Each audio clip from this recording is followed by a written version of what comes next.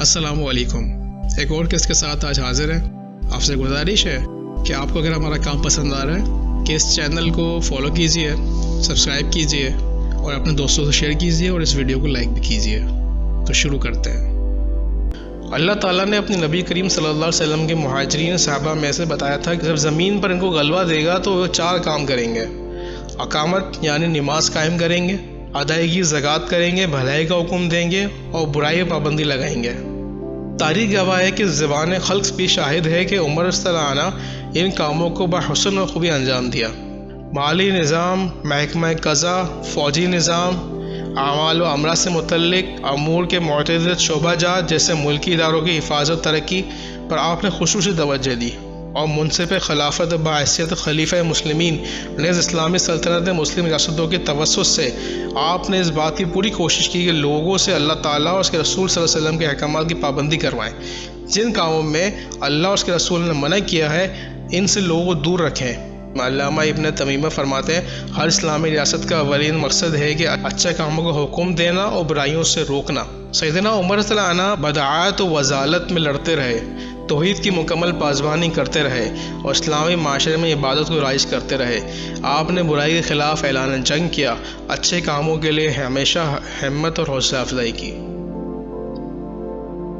چونکہ اسلامی ممالک کے قیام کا اصل مقصد دین کی حفاظت ہے، اس لیے عمر فاروق رضی اللہ عنہ نے سب سے پہلے اسی مقصد کی تکمیل پر زور دیا۔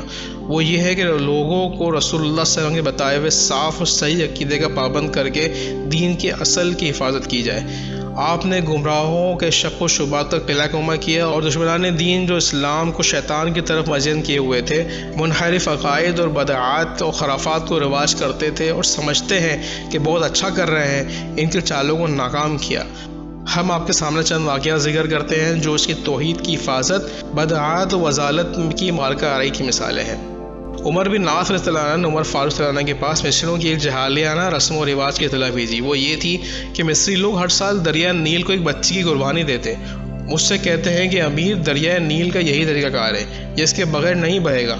عمر بن عاص نے ان سے پوچھا کہ اس کی کیا شکل ہے۔ انہوں نے بتایا کہ جب اس کا مہینہ پورا ہونے میں 12 دن باقی رہ جاتے ہیں تو ہم ایک کنواری بچی کو اس کے والدین سے مانگتے ہیں، اس کے والدین کو راضی کرتے ہیں، پھر اس بچی کو بہتر سے بہتر زیور اور کپڑے پہناتے ہیں اور اسے لا کر اس دریا میں ڈال دیتے ہیں۔ عمر بن عاص نے کہا اجازت نہیں مل سکتی اس چیز کی، تو اسلام تو اپنے سے پہلے آنے والے غلط عقائد کو مٹا دیتا ہے۔ چنانچہ کچھ سالوں تک ان لوگوں نے وہ کام نہیں کیا اور نیل کا بہاؤ رک گیا اور پانی اپنی جگہ بالکل ٹھہر گیا۔ تو ان لوگوں نے پھر سے وہی عمل دہرانا چاہا تو عمر بن عاص رضی اللہ عنہ نے عمر بن خطاب رضی اللہ عنہ کے پاس اس سلسلے میں خط لکھا۔ عمر بن خطاب رضی اللہ عنہ نے اس کا جواب یہ دیا کہ تم نے جو کیا ہے وہ صحیح ہے، میں اپنے اس خط کے لفافے میں کاغذ کا ایک ٹکڑا بھیج رہا ہوں، تم سے دریائے نیل میں ڈال دینا۔ جب عمر رضی اللہ عنہ نے خط پہنچا تو عمر بن عاص رضی اللہ عنہ نے اس ٹکڑے کو پڑھنا شروع کیا۔ اس میں تحریر تھا: اللہ کے بندے عمر امیر المومنین کی طرف سے مصریوں کے دریائے نیل کے نام، حمد و صلات کے بعد، اگر تو آج سے پہلے اپنی مرضی اور اپنے اختیار سے بہتا تھا تو مت روا ہونا، ہمیں تیری کوئی ضرورت نہیں ہے۔ اگر تو اللہ واحد و قہار کی مرضی سے اور اس کے حکم سے بہتا تھا اور حقیقت میں وہی تجھ کو رواں کرتا ہے تو ہم اللہ سے سوال کرتے ہیں کہ تجھے رواں کر دے۔ عمر بن عاص رضی اللہ عنہ کا بیان ہے کہ جب وہ ٹکڑا دریا نیل میں ڈالا گیا، ہفتے کی صبح لوگ وہاں پہنچے تو دیکھا کہ ایک ہی رات میں اللہ نے دریا نیل میں 6 ہاتھ پانی اوپر کر دیا۔ اسی وقت سے اللہ نے مصریوں کی اس بری رسم اور رواج کو آج تک کے لیے مٹا دیا۔ آپ دیکھ رہے ہیں کہ عمر فاروق رضی اللہ عنہ نے اس ٹکڑے میں توحید کا خلاصہ کر دیا۔